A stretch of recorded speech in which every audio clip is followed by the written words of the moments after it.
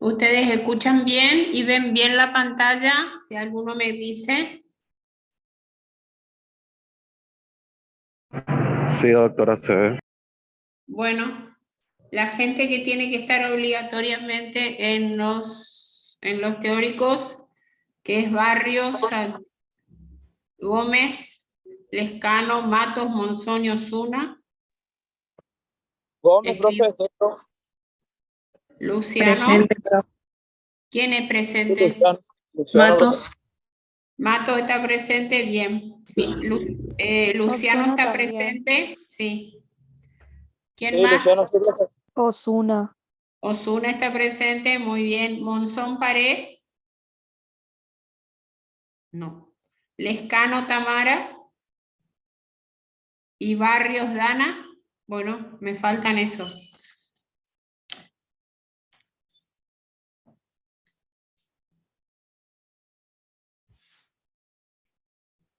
Hay 109 participantes. Bueno, vamos a empezar, porque son las 6 en punto. Bueno, ustedes van a empezar a atender pacientes. Algunos ya han empezado, otros están un poquito más miedosos, pero tenemos que empezar a atender pacientes. ¿Qué es la medicación intraconducto y cuándo se debe poner una medicación intraconducto? Por ejemplo, cuando no se termina un tratamiento. Esta es una de las indicaciones, por ejemplo. Entonces, medicación intraconducto o medicación entre sesión. Reconocer el concepto de medicación tópica entre sesiones, así como el material utilizado de acuerdo a cada uno de los casos clínicos y las técnicas de colocación y medicación intraconducto. Este es el objetivo de esta clase. Vuelvo a repetir. Conocer el concepto de la medicación tópica o medicación intraconducto entre sesiones, ¿sí? Así como el material que vamos a usar, qué es lo que vamos a poner y la técnica de colocación. Reconocer la importancia de qué hace esta medicación intraconducto en esta sesión, en este lapso de espera entre, por ejemplo, nosotros no terminamos un tratamiento de conducto por X razón, porque el señor se tenía que ir a trabajar, porque se nos hizo tarde, porque es una urgencia, etcétera, etcétera, ponemos una medicación, ¿sí? No, obviamente que tenemos que extirpar o neutralizar, obviamente, pero no terminamos de conformar, entonces hacemos o hicimos una urgencia, ponemos una medicación intraconducto, entonces se llama medicación en 3 sesiones, que tiene que estar en un determinado tiempo, mínimo 14 días, y en la próxima sesión, en la próxima cita, se le termina el tratamiento. Entonces, ¿cuándo lo hacemos? ¿Para qué lo hacemos? ¿Con qué hacemos? ¿Y cómo hacemos? ¿Sí? Estas son las preguntas que nos vamos a contestar hoy en esta clase, que es bastante corta. ¿Qué es la medicación? Primer concepto. Acuérdense qué es. Consiste en la colocación de un medicamento en el interior de la cavidad pulpar o conducto. Cavidad pulpar era donde estaba alojada la pulpa. O conducto de 3 sesiones antes de la obturación definitiva del tratamiento endodóntico. ¿Está? Creo que no hay ninguna cosa rara como para que se entienda esto. En endodoncia este concepto se asocia al empleo de antisépticos, medicamentos o sustancias utilizadas después de la instrumentación de los conductos radiculares para aliviar la infección y proliferación bacteriana o bien para evitar el desarrollo de microorganismos entre consultas. ¿Para qué se usa? Yo les dije en qué consistía, ¿sí? Y ahora vamos a ver para qué se usa, cuándo utilizamos la medicación intraconducto, ¿sí? ¿Cuándo? Yo les empecé a decir ya al principio que, por ejemplo, cuando no terminamos un tratamiento de conducto, por X causa, y tenemos que posponer la obturación definitiva, ¿sí? Bueno, por ejemplo, anatomías complejas. Cuando no estamos seguros de la anatomía o nos da cierta duda o vemos que sacamos una radiografía y nos da cierta duda en cuanto a la limpieza de esa anatomía tan compleja que es el endodonto, ¿sí? Entonces, si uno, me parece que yo voy a poner, no estamos seguros de haber desinfectado o de haber abordado a toda esta compleja anatomía que tiene una pieza dentaria. Entonces decimos, no, bueno, yo me voy a asegurar y voy a poner una medicación intraconducto porque esto me va a ayudar, seguramente me va a ayudar a que si hubo algún espacio o algo donde yo no pude acceder o mi sustancia irrigante no pudo acceder, la medicación intraconducto me va a ayudar. Entonces, anatomías complejas. Sobre instrumentación, como ven acá, por ejemplo, no nos dimos cuenta y pasamos de largo y nos estamos tocando un poquito el periodonto. Vamos a sentir, a lo mejor el paciente tiene alguna sensibilidad, o vemos que sangra, o en la radiografía vemos que está pasado un poquito, entonces está pasado el instrumento, y entonces decimos, bueno, acá va a haber algún problemita, va a haber alguna periodontitis, va a haber algún problema, entonces ponemos una medicación intraconducto entre sesiones. Periodontitis con reabsorción apical. Tenemos este caso clínico, tenemos una periodontitis con una gran reabsorción, y esto es más o menos a lo de la anatomía compleja. Cuando no estamos seguros de haber abordado todo el sistema completo, y esto nos va a ayudar. Entonces, y más cuando tenemos una periodontitis asociada, ¿sí? Acuérdense que es la periodontitis, es la inflamación del periodonto. El periodonto es el ligamento que une el hueso con el diente, con la pieza dentaria, ¿sí? Se inflama por X causa, seguramente es una inflamación aguda, puede ser, o puede ser una inflamación crónica. Hay líquidos tisulares. Esos líquidos tisulares ocupan un espacio del periodonto, esas fibras se comprimen, y el periodonto es muy inervado, y eso es lo que hace doler mucho. Pacientes que, como verán, este chiquito se tapó la boca y dijo, acá no me hacen más nada. Se cansó, o le molestó, seguramente que se cansó. Entonces ponemos una medicación intraconducto y seguimos en la próxima. Una solución irrigante, por ejemplo, ¿qué pasó acá? Con la solución irrigante no nos dimos cuenta y pasó al periodonto. Entonces ahí vamos a tener problemas. Siempre que pensemos que estamos más allá de nuestro CDC o que hayamos tomado el periodonto, acuérdense de CDC, era lo que vimos el último día. Siempre que pensemos que que nosotros hemos tocado o hemos pasado esa barrera, que no la tendremos que pasar porque no tenemos nada que hacer con el conducto cementario, si nuestro campo de acción es el conducto dentinario, nosotros nos cubrimos, digamos así, o nos protegemos, o protegemos al paciente, como quieran, de una situación dolorosa que no es nada agradable, y posponemos la sesión unos días más. ¿Para qué se utiliza? Para eliminar bacterias que puedan persistir en los conductos tras su preparación. No estoy segura de que yo pueda haber abordado esta anatomía caprichosa del endodonto, incluso con las sustancias irrigantes. Entonces, yo me voy a asegurar, voy a poner una medicación intraconducto. Neutralizar los residuos tóxicos remanentes en el espacio pulpar. No estoy seguro, otra vez, de que si eliminé todo, tendría que ser así, obviamente, pero es tan intrincada esta anatomía, acuérdense de los primeros teóricos, donde vimos anatomía y topografía, que me aseguro de poner una medicación intraconducto un par de días. Reducir la inflamación y el exudado de la zona periapical. Tenemos una periodontitis, por ejemplo, es una inflamación, y hay exudado en la zona periapical, entonces ante el dolor, el paciente viene muy dolorido porque dice que siente como que la pieza dentaria choca antes, entonces ahí ya sabemos nosotros que tiene una periodontitis, hacemos la urgencia y obviamente ponemos una medicación intraconducto, anda perfectamente bien. Constituir una barrera mecánica ante la posibilidad de filtración de una obturación temporal. Podemos poner una medicación intraconducto y arriba, para no dejar vacío, ¿no es cierto? Y arriba poner una obturación temporaria. Entonces, para evitar algún tipo de filtración, ponemos medicación entre sesiones. Prevenir o controlar el dolor postoperatorio reduciendo la respuesta inflamatoria.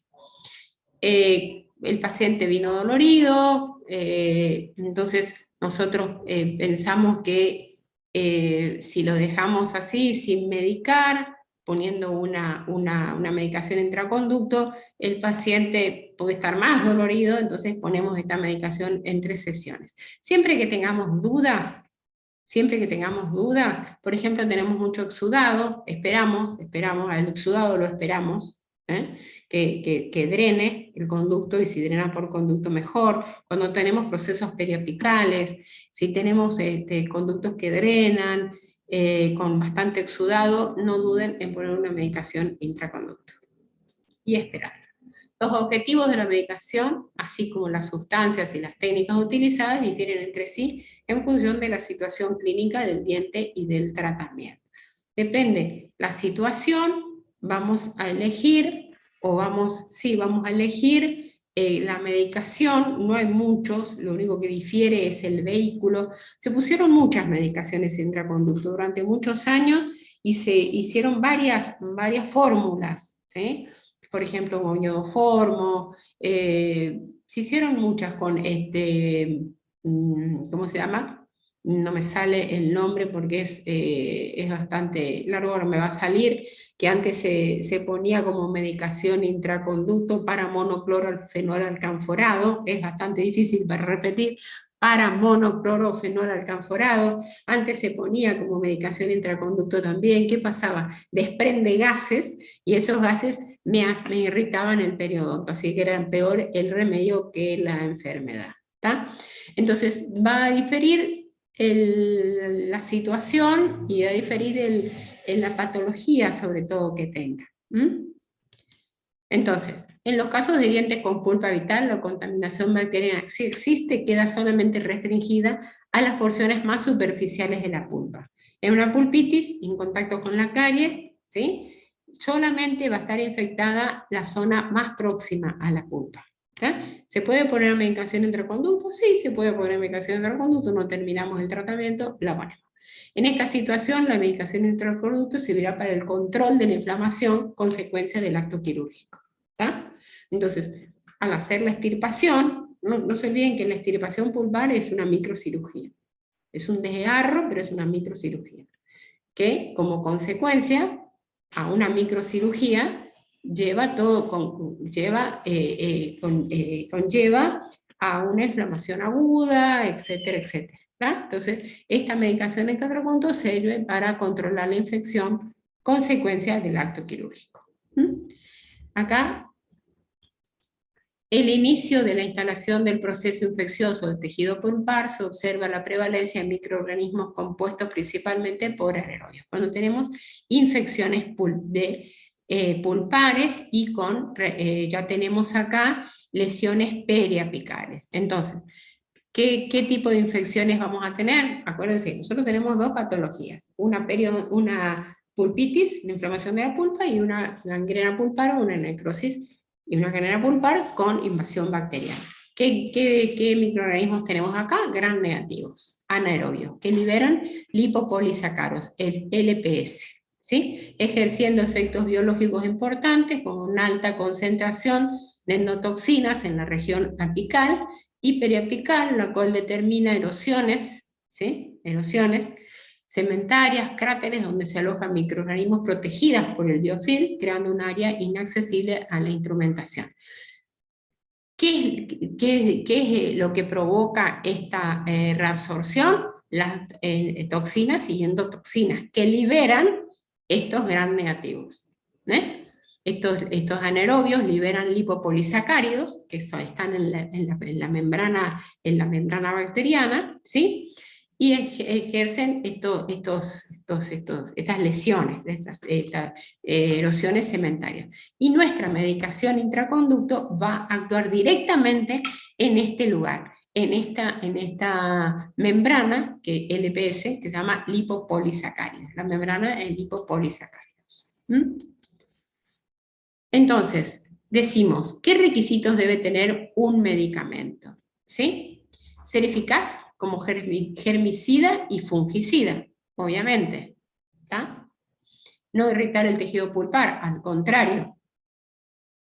al contrario, evitar, y si está irritado el tejido pulpar, volverlo a sus niveles de salud. Permanecer estable, tener acción antimicrobiana prolongada, permanecer activo ante la presencia de sangre y pus, tener baja tensión superficial, no interferir en la reparación del tejido periapical, si es posible, ayudarlo, no manchar el diente, y no inducir a una respuesta inmune. Estos son los requisitos que debería cumplir una medicación intraconducto, ¿sí?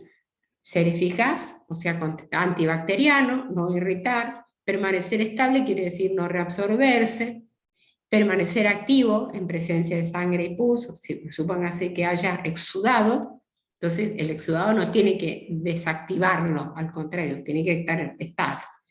Interferir en la reparación, si es posible, interferir en la neoformación del tejido. No manchar el diente, obviamente nadie quiere hacerse un tratamiento de conducto y se le manche la pieza dentaria. Entonces, ¿cómo elegimos la medicación intraconducto entre sesiones? ¿Sí? La elección de una medicación intraconducto entre sesiones requiere de las siguientes consideraciones. A ver, vamos a ver cuáles son las consideraciones.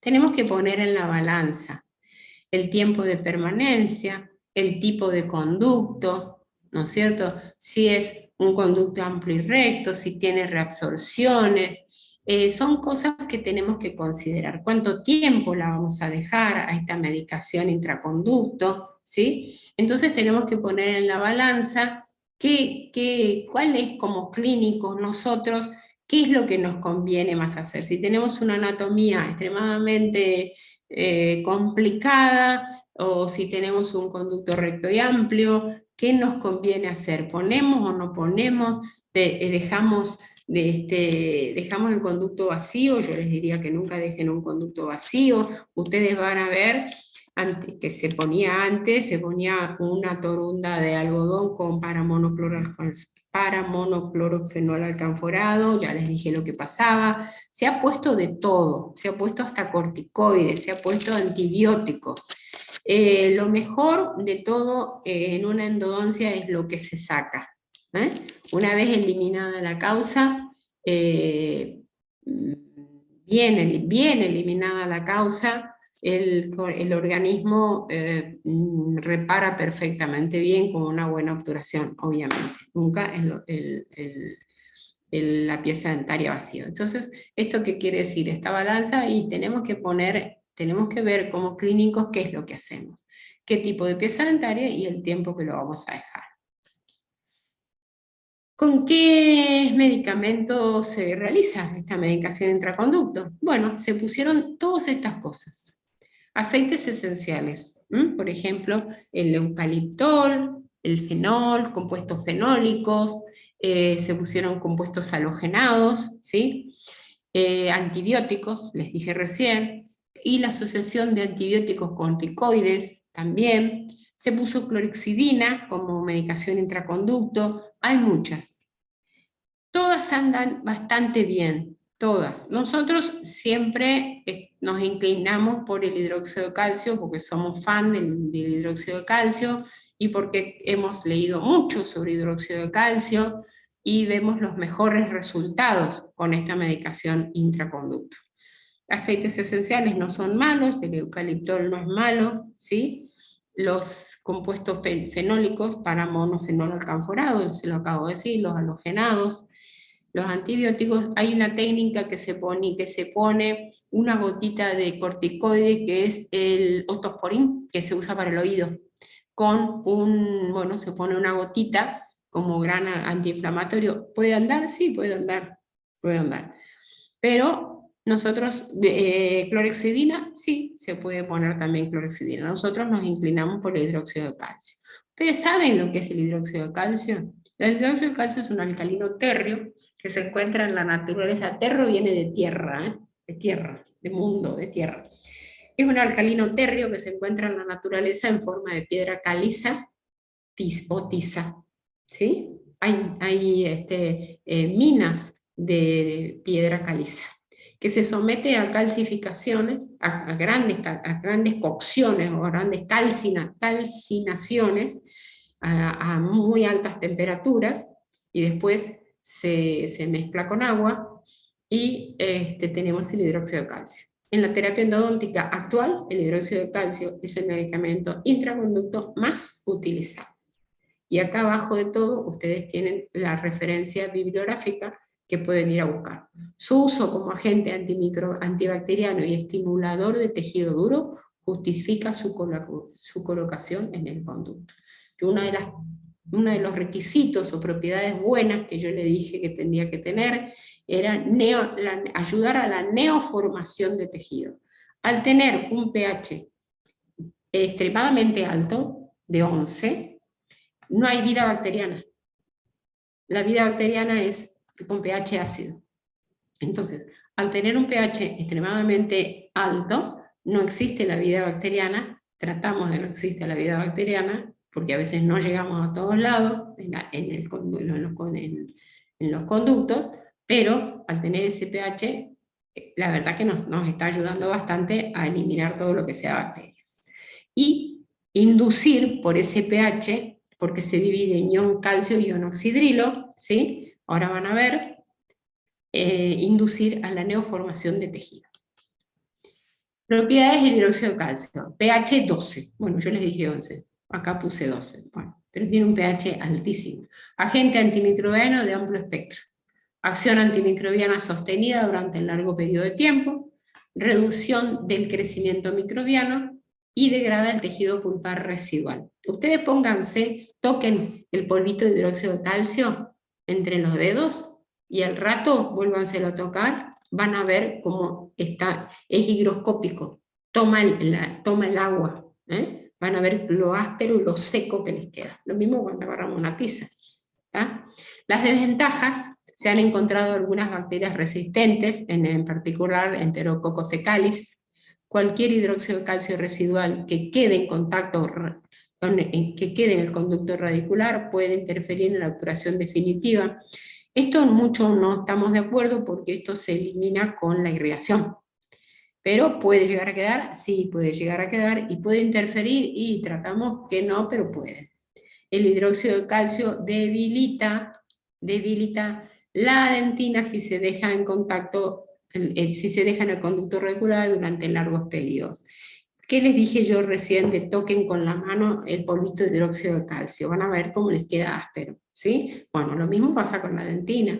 La dentina tiene un gran porcentaje de sustancia orgánica e inorgánica, pero más tiene orgánica, y tiene líquido también. Entonces la deshidrata de tal manera que la puede llegar a Recording in progress. Bueno, entendido.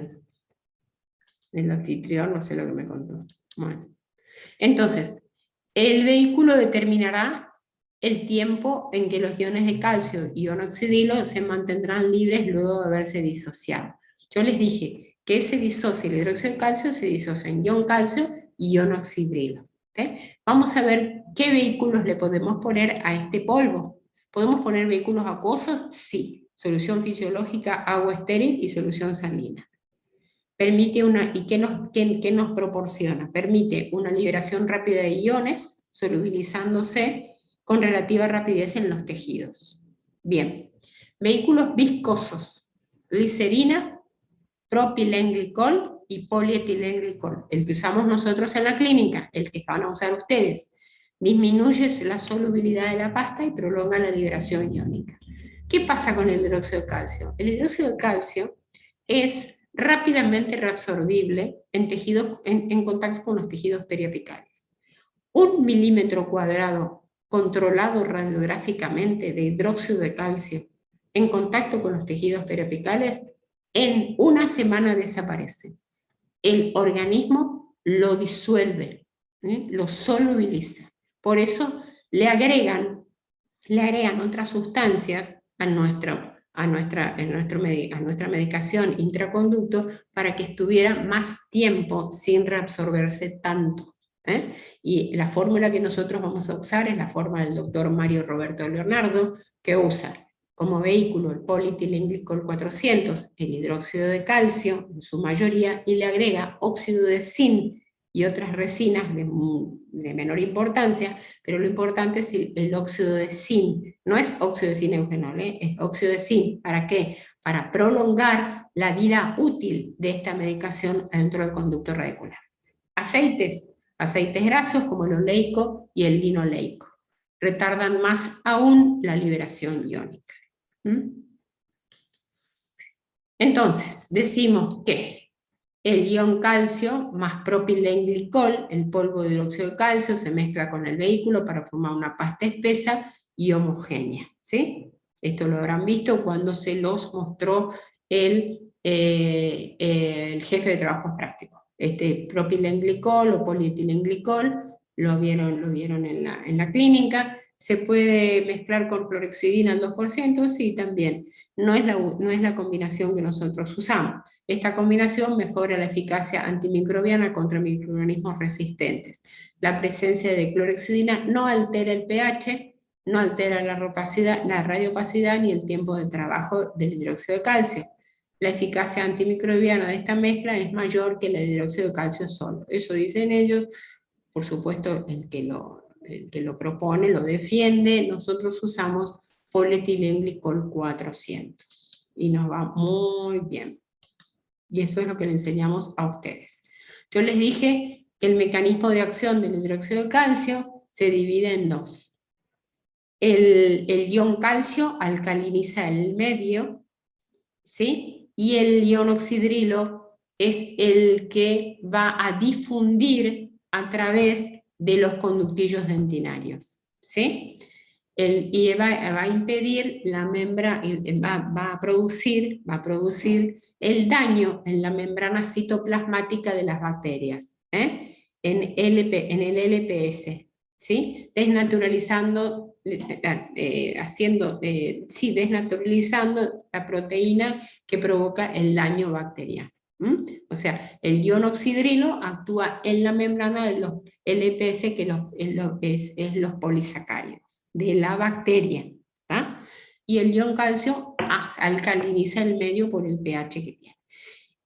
¿Por qué se usa tanto esta medicación? Porque descubrieron, con mucha investigación, mucha evidencia científica, que difunde a través de los canalículos dentinarios.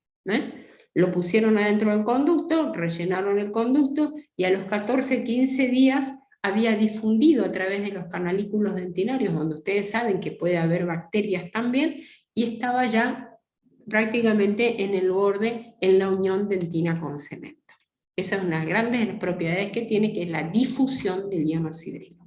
¿Cómo se coloca? Se pasta el líquido, que es el polietilenglicol, con el polvo, se hace una pasta con una consistencia, digamos, cremosa, no puede ser ni muy dura porque obtura totalmente el conducto, ni muy fluida porque tiene mucho corrimiento. Se coloca, se lleva con un instrumento, se coloca, miren acá cómo prácticamente se pierde la luz del conducto con la medicación. ¿Por qué? Porque tiene la misma radiopacidad que la dentina, ¿sí? Y se puso después de un montón de tiempo prudencial, se controla, y cuando después se decide hacer el tratamiento, miren cómo reparó la zona periapical. Se puede llevar con instrumentos de mano, se puede llevar con instrumentos rotatorios. ¿Nosotros qué? Con instrumentos de mano. Composición, pasta. ¿Tenemos otras pastas biocerámicas para usar como medicación intraconducto? Sí, hay otras. Con un pH 12, y ahora vienen así, BioC-Temp, que quiere decir temporario, que tienen su composición silicato de calcio, aluminato de calcio, óxido de calcio, tungstenato de calcio y óxido de titanio. ¿Sirve? Sí, sirve, son todas buenas. Nosotros no le hacemos comprar esto, obviamente, porque es extremadamente caro, pero sirve, ¿sí? Metapast, ¿sí? Calcio, hidróxido de calcio con bario, que le da un poquito más de radiopacidad.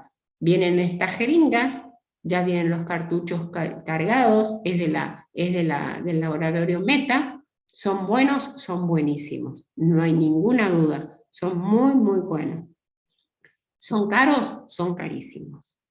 Vuelvo a repetir, por eso nosotros le hacemos preparar la otra fórmula que acá en la farmacia Corrientes, en Corrientes, les preparan un frasquito de polihidróxido de calcio con óxido de zinc más la resina y el polietilenglicol. ¿Cómo se coloca? Acá tienen, miren, por ejemplo, en permanentes jóvenes, cómo se coloca el hidróxido de calcio. Miren, esto en permanente joven, un chiquito que se cayó, ¿sí? ¿Sirve para esto? Sí, sirve para también esto. Cuando tenemos un ápice abierto, que el paciente no ha terminado su formación radicular, esto es una de las medicaciones que vamos a poner, con medicación temporaria que vamos a poner en un lapso largo de tiempo, y esto va a inducir a la neoformación de tejido y se va a producir seguramente una barrera de tejido duro arriba y después se va a poder hacer el tratamiento de conducto. Miren acá cómo se pierde totalmente el conducto porque tiene el hidróxido de calcio puesto. ¿Sí? ¿Cómo se realiza? Técnicas para la colocación de la medicación intraconducto. Para que el medicamento pueda ejercer su acción antiséptica es necesario que el conducto esté conformado vacío y seco, ¿sí? Y con permeabilidad dentinaria establecida. Seco, fundamentalmente, no tiene que haber ningún resto y tiene que estar seco. Esto ya lo conocen, ¿vieron? Basta el polietilenglicol, se pone una porción de polvo y una de líquido, en un bloc descartable, y acá en nuestros, se puede llevar con un instrumento de mano, y acá ustedes ven en los bloques de acrílico que nos mandan para que nosotros practiquemos, ¿sí? Se lleva al conducto radicular, se levanta esa crema, digamos así, y se lleva al conducto radicular. Se puede llevar con un lentulo, nosotros no nos gusta con el lentulo porque más de una vez quedó el lentulo adentro, esto es a baja velocidad. ¿Se puede empujar con una torunda de algodón y con un atacador? Sí, se puede hacer también, ¿sí? Pero no es lo que hacemos. En conclusión, que la acción antimicrobiana del hidróxido de calcio se relaciona con la liberación de inoxidrilo que proporciona un pH elevado. Bien, su tiempo de permanencia en el conducto dependerá de varios factores, tales como cantidad y diámetro de los túbulos dentinarios y cantidad de agua presente, de líquido presente. Es por ello que el tiempo de permanencia óptimo es de 14 días, y en caso de grandes lesiones periapicales o de reabsorciones nítidas podrá dejarse hasta 30. ¿Sí? Esta es la conclusión que terminamos hoy. Acción antimicrobiana del hidróxido de calcio, ¿sí? por la liberación de iones de oxidrilo, que proporciona un pH elevado. El ion calcio y el ion oxidrilo pueden ser un pH 12, incompatible con cualquier vida bacteriana, y si no hay vida bacteriana, esto nos ayuda a la neoformación de tejido, ¿sí? ¿Tá? Y con esto terminamos, y esto es la bibliografía que tienen para consultar. Suárez Goldberg, que es el libro que yo les digo siempre, Canalda, hay libros enteros de hidróxido de calcio, ¿sí?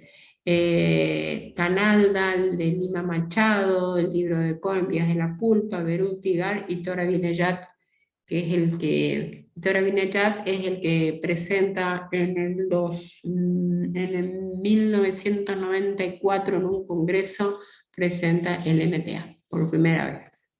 Bueno, esto es todo por hoy, fue una clase cortita, para no cansarlos. ¿Alguna pregunta? ¿Todavía hay gente escuchando? ¿Alguna pregunta? ¿No? ¿Nos vamos entonces? No, doctora.